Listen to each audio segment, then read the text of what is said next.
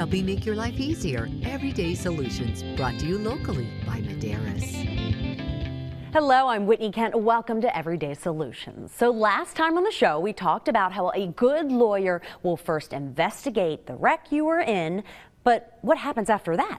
Well, joining us today is Gary Atkins from Bill Hotz and Associates to help us out. Thanks for joining us. Thank you. All right, so tell me, we got all that done. What happens now after we go through the process of investigating the wreck? We found out all about the wreck, Okay. witnesses and so forth. Now there's the question of damages. Okay. The other side might admit they're at fault, but they'll fight and fight and fight about whether or not your injuries and such are related to this wreck. That's a big question in every single case. It's always very, very important. That's a really good point. I didn't even think of that. Okay. Different kinds of damages. There's property damage, and that's important, but personal injury damages, that's damages to you, where you live, where your damages to your life.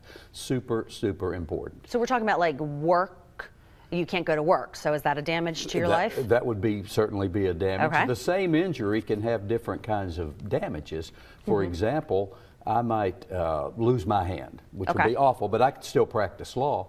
A carpenter or a surgeon or somebody loses their hand, entirely different sets of damages. Yeah. There's economic damages, which is wage loss, medical bills. Non-economic damages, what if I hurt my leg and can never hike again, and I love hiking?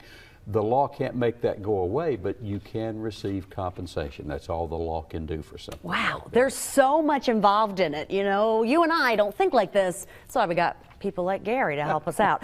Okay, so you guys are all trying to basically get what the person deserves. That's the goal. Okay. And, you know, and typically you've got to fight for that. It's a process, and we'll talk about that maybe on the next segment.